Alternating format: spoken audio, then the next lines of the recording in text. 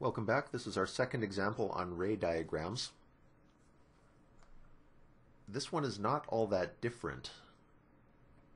You remember the last time we had a concave mirror with a radius of 6. I haven't changed the mirror.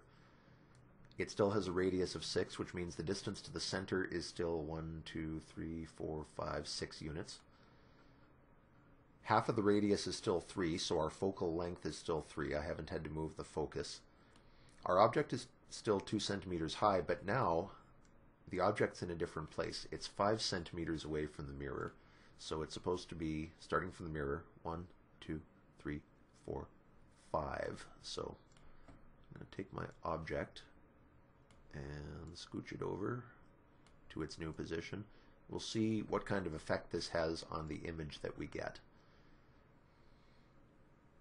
Now, our procedure here, you remember, is we're going to draw two rays, one that goes in parallel to the axis and reflects out through the focus, one that goes in through the focus and reflects out parallel to the axis. We saw in 2.4 and 2.5 that those are two typical rays that will happen every time an object is in front of a mirror. They're easy to sketch, so they're useful to us for finding the nature of the image we get. So starting from the top of our object, first ray goes in parallel to the axis, strikes the mirror right here, and according to our first reflection rule, that ray is going to bounce out through the focus of the mirror. Now remember, we don't know what side of the mirror our image is going to resolve on, so we need to extend this reflected ray in both directions. We could get an image back behind the mirror or out in front of the mirror. Our second ray starts again from the top of the object, comes in through the focus, and strikes the mirror right here. From there, according to our second reflection rule, in through the focus, out parallel, this ray bounces out. There we are. Parallel to the axis like so. And where the reflected rays converge, right here, is where our image forms.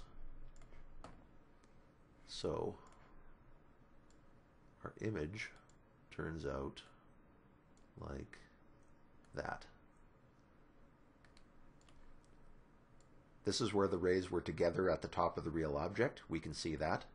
This is the other place where the rays are together at the top of the image of the object. In between, we can't see anything, or we see a blur that's so out of focus it doesn't mean anything to us. But here the image is sharp and clear, and here it's the same way. So what kind of image have we got here? Our original object was 2 centimeters high.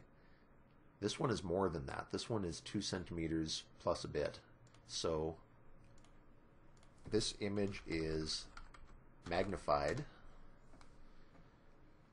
Where the original image was pointing up, where the object was pointing up, this new image is pointing down. So once again, we have an inverted image. And again, this image forms on the real side of the mirror. It's not back behind the surface like we're used to seeing in plane mirrors. So this image, once again, is real, meaning you wouldn't see it unless you put a screen exactly in this location. Then you'd see the image projected on the screen.